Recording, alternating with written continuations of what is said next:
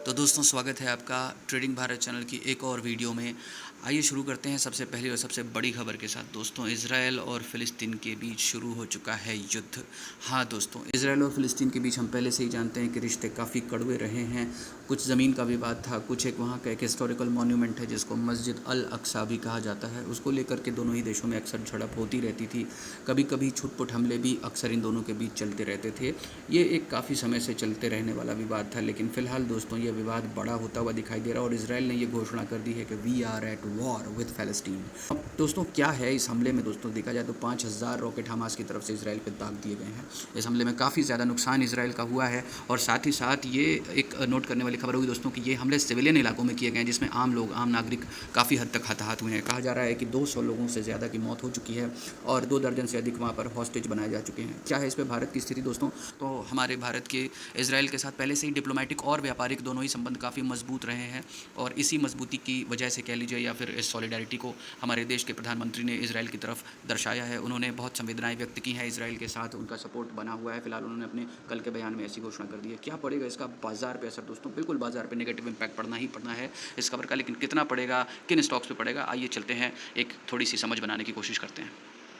तो दोस्तों इजराइल और भारत के बीच व्यापारिक संबंधों की अगर बात की जाए और अडानी पोर्ट्स का नाम ना है, ऐसा कैसे हो सकता है दोस्तों? अडानी पोर्ट्स और इजराइल दोनों का बड़ा गहरा रिश्ता है, क्योंकि इजराइल की एक पोर्ट अडानी पोर्ट्स ने खरीद रखी है। हमारे भारत के जो अडानी ग्रुप्स हैं उन्होंने, गौतम अडानी जी ने वहाँ की एक बड़ी पोर्ट, इंटरनेशनल पोर्ट खरीद रखी है जिसमें वो व्यापार करते हैं और इसी की वजह से भारत और इजराइल के बीच जो व्यापारिक संबंध हैं वो इस पोर्ट से भी काफ़ी ज़्यादा प्रभावित होते हैं। हालांकि और भी कई सारे बिजनेसेस हैं जो इजराइल के साथ काम कर रहे हैं, जिन पर भी हम बात करेंगे, लेकिन फिलहाल अडानी पोर्ट्स की अगर बात की जाए तो हम जानते हैं कि अडानी ग्रुप्स के साथ एक बड़ा मामला आया था हिंडनबर्ग का। जो हिंडनबर्ग अमेरिका के शॉर्ट सेलर हैं, उन्होंने अडानी के ऊपर इल्ज़ाम लगाए थे कि वो कई सारे गलत तरीक़ों का इस्तेमाल करें अपनी कंपनी की फाइनेंसिंग में।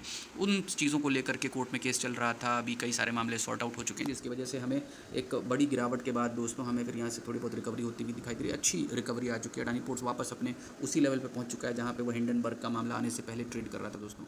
अभी की क्या स्थिति है? जाहिर सी बात है दोस्तों, अडानी पोर्ट्स, जब भी कोई देश एक वॉर पे होता है तो क्या होता है कि वहाँ से जो भी लेन देन होता है, जो बिज़नेस होता है, वो तुरंत प्रभावित हो जाता है, इंटरनेशनल रिलेशंस तुरंत प्रभावित हो जाते हैं। तो ऐसी स्थिति में जो इजराइल से इंपोर्ट और एक्सपोर्ट का बिजनेस होने वाला था वो भी काफ़ी हद तक प्रभावित होगा और जब इंपोर्ट एक्सपोर्ट प्रभावित होंगे तो वो पोर्ट्स का बिजनेस, जहाँ जो उस देश में ऑपरेट कर रहे हैं, उनका भी बिजनेस प्रभावित होगा और इसकी वजह से हमें ये पूरा एक अंदाज़ा लगना मुमकिन है कि अडानी पोर्ट्स के साथ भी ऐसा ही होगा। अडानी पोर्ट्स के बिजनेस में हमें कुछ ना कुछ गिरावट ज़रूर देखने को मिलेगी अगर हम इजराइल के पोर्ट के जो जो उनका विंग है उसके बारे में बात करें तो अगर इस हिसाब से देखा जाए तो हमें अडानी में फ़िलहाल यहाँ से खतरा दिखाई दे रहा है। एक पहले से ही प्रॉफिट बुकिंग आती हुई हमें यहाँ से दिख रही थी और कहीं न कहीं इस प्रॉफिट बुकिंग के बाद अगर इसमें और गिरावट आती है दोस्तों तो ये काफ़ी नीचे तक जाता हुआ हमें दिखाई दे सकता है। अगर बात करें कहाँ तक इसमें गिरावट आने की उम्मीद है तो 2 लेवल हमें दिखाई देते हैं दोस्तों। ₹780 का एक लेवल दिखाई देता है और ₹700 का एक लेवल दिखाई देता है। यहाँ तक इस स्टॉक में गिरावट आने की उम्मीद फ़िलहाल हमें लग रही है। अगर 780 के आसपास आता है तो फिर यहाँ एक जगह होगी, अगर आप पहले से इन्वेस्टेड हैं तो प्रॉफिट बुकिंग कर सकते हैं। अगर ऊपर है तो आप वेट एंड वॉच करें क्या स्थिति बन सकती है। फिलहाल अगर 703 के आसपास आता है तब फिर एक नए इन्वेस्टमेंट करने के मौके उनके लिए पैदा होंगे जिन्होंने अभी तक इन्वेस्टमेंट नहीं कर रखा था हिंडनबर्ग मामले के बाद से।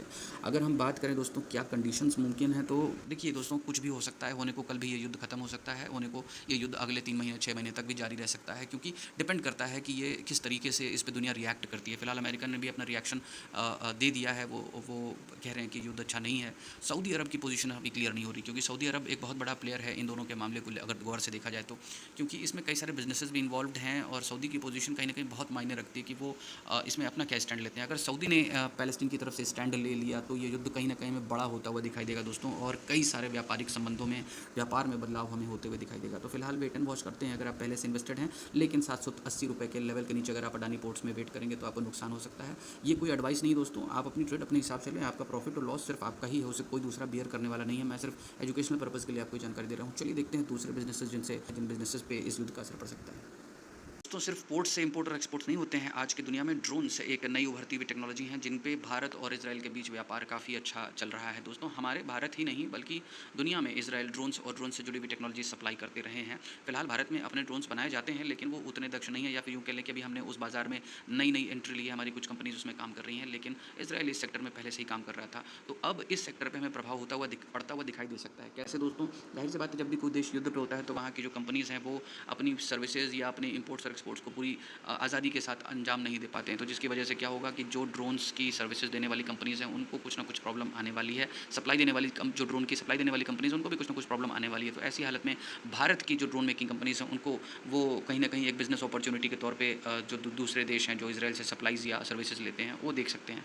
ऐसे में दोस्तों भारत की वो कंपनीज़ जो ड्रोन सेक्टर में काम कर रही हैं उनको फ़ायदा होने की गुंजाइश बनती हुई दिखाई दे रही है। कौन सी वो कंपनीज़ दोस्तों? पहली कंपनीज़ है आइडिया फोर्ज जो कि ड्रोन्स के सर्वेलेंस से जुड़ी हुई सर्विसेज प्रोवाइड करती है। दूसरी कंपनी है दक्षा अनमैन्ड सर्विसेज जो 2019 में बनी थी और ड्रोन बेस्ड सॉल्यूशंस पूरी दुनिया में सप्लाई करने का काम करती है। गरुड़ा एरोस्पेस एक तीसरी कंपनी है जो इसी सेक्टर में काम करती है। पारस डिफेंस एंड स्पेस टेक्नोलॉजीज़ आप इस कंपनी से पहले से ही वाकिफ़ हैं, काफ़ी अच्छे ऑर्डर्स रिसेंट टाइम्स में इसको मिले थे। और कुछ और भी कंपनीज़ हैं दोस्तों जैसे जेन टेक्नोलॉजीज़ अगर हम कहें दोस्तों तो आप सब जानते हैं कि जेन टेक्नोलॉजीज़ जो है वो इस सेक्टर की एक बड़ी मजबूत कंपनी। इसको कई सारे स्टॉक्स ऑर्डर्स जब मिले थे तो इसके स्टॉक्स में हमें काफ़ी अच्छा बूस्ट देखने को मिला था। तो इन कंपनीज़ में दोस्तों बारी-बारी चल के देखते हैं इनके चार्ट्स की तरफ कि क्या यहाँ पे कोई इन्वेस्टमेंट अपॉर्चुनिटीज़ हैं या नहीं। तो दोस्तों बात करते हैं पहली कंपनी आइडिया फोर्ज टेक्नोलॉजीज़ के बारे में जो कि डिफेंस सेक्टर की है और काम करती है एरोस्पेस एंड डिफेंस टेक्नोलॉजीज़ में।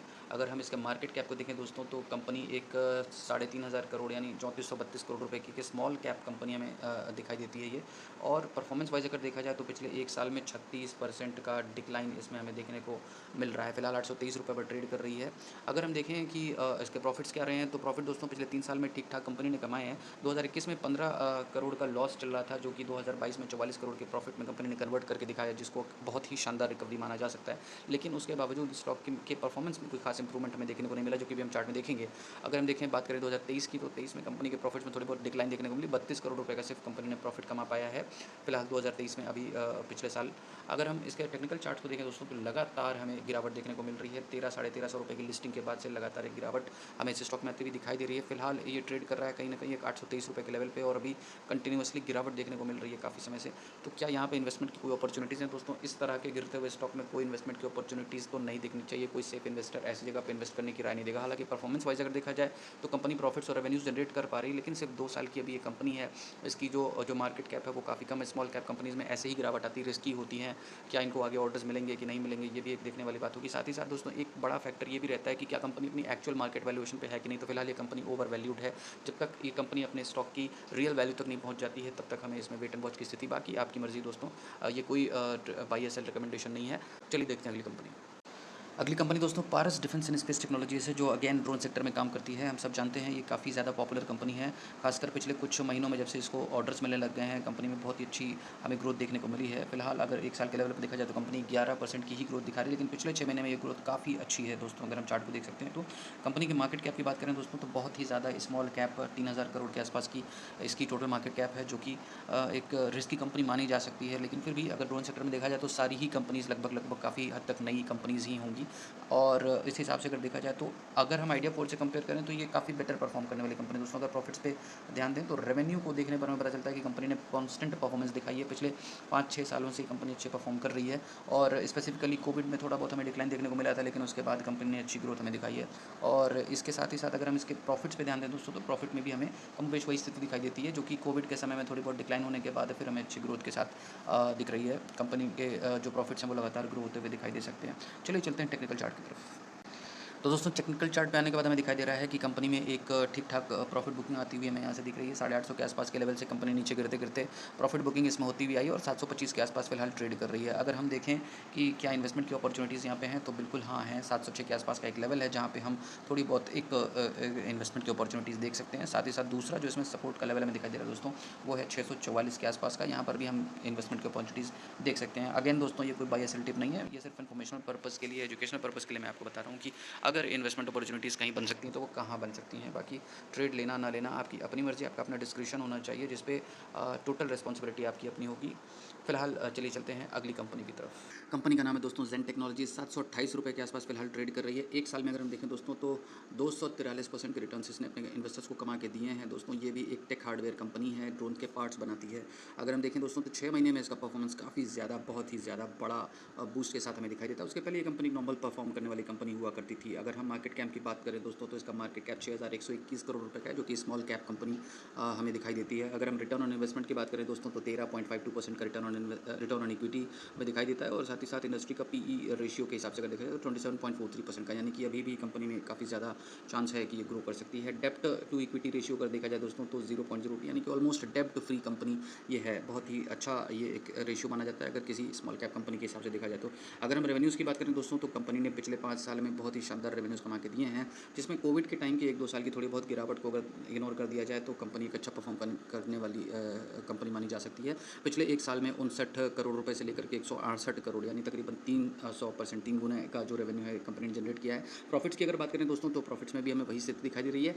2019 में 19 करोड़ रुपए से शुरू करके 2020 में 61 करोड़ रुपए, 3 गुना के आसपास का रिटर्न कंपनी ने प्रॉफिट्स में कमाया था। उसके बाद जाहिर सी बात है कि कोविड में जब सारी कंपनीज़ की परफॉर्मेंस खराब हुई तो इसकी भी खराब हुई थी, लेकिन फिलहाल पिछले 1 साल में हमें कंपनी के प्रॉफिट्स में बहुत ही शानदार बूस्ट देखने को मिला है। 2 करोड़ से लेकर के सीधे 38 करोड़ रुपए, बहुत ही शानदार बूस्ट देखने को मिला है। अगर इस तरीके से कंपनी परफॉर्म करती रही तो आगे भी डेफिनेटली हमें इसमें और ग्रोथ देखने को मिल सकती है दोस्तों। क्या है इसमें इन्वेस्टमेंट्स के अपॉर्चुनिटीज़, तो दोस्तों टेक्निकल चार्ट्स की तरफ अगर ध्यान दें तो इन्वेस्टमेंट की अपॉर्चुनिटीज़ फिलहाल तो नहीं बन रही हैं, क्योंकि अभी प्रॉफिट बुकिंग आती हुई दिखाई दे रही है लंबी चौड़ी रैली के बाद दोस्तों। एक इतनी लंबी रैली के बाद ऑब्वियस सी बात है थोड़ी बहुत प्रॉफिट बुकिंग तो आनी है। कहाँ पर हम इन्वेस्टमेंट के मौके देख सकते हैं, तो 656 रुपये के आसपास का इसका एक पहला सपोर्ट है। वहाँ पर थोड़ा बहुत इन्वेस्टमेंट अगर कोई थोड़ा रिस्क लेने वाले ट्रेडर्स हों तो वो ले सकते हैं। अगर हम सेफ इन्वेस्टमेंट की बात करें दोस्तों, तो 400-450 रुपये के आसपास का जो लेवल है वहाँ तक वेट करना ठीक रहता, लेकिन क्योंकि कंपनी में परफॉर्मेंस इतना अच्छा है कि पता नहीं वो उस लेवल तक वापस नीचे आ पाएगा कि नहीं, क्योंकि प्रॉफिट बुकिंग कितनी आएगी ये कोई नहीं जानता है दोस्तों। फिलहाल कंपनी अच्छा परफॉर्म कर रही है, तो दूसरा जो सपोर्ट है वो 575 रुपये के आसपास हमें देखने को मिल जाता है। अगर इस लेवल के आसपास कंपनी का रेट शेयर का मिलता है तो वहाँ पर एक इन्वेस्टमेंट अपॉर्चुनिटी देखी जा सकती है। बाकी ये कोई बाय या सेल टिप नहीं है दोस्तों, आप अपने हिसाब से ही अपने फाइनेंशियल डिसीजंस लें, और आपका जो रिस्क है वो उसको आपको खुद ही बियर करना है, इसके लिए कोई दूसरा रिस्पॉन्सिबल नहीं होगा। फिलहाल दोस्तों आज की खबरों में इतना ही। अगली जो दूसरी खबरें इसी वॉर से संबंधित हैं उनके लिए हमारा अगला वीडियो देखना ना भूलें। दोस्तों, ट्रेडिंग भारत के वीडियोस देखने के बाद अगर आप कोई ट्रेड लेते हैं तो उस ट्रेड में हुए प्रॉफिट्स या लॉसेस की जिम्मेदारी ट्रेडिंग भारत की नहीं होगी। अपने किसी भी ट्रेड को लेने से पहले अपने फाइनेंशियल एडवाइजर से जरूर एडवाइस लें। यह वीडियो केवल एजुकेशनल पर्पस के लिए बनाया गया था।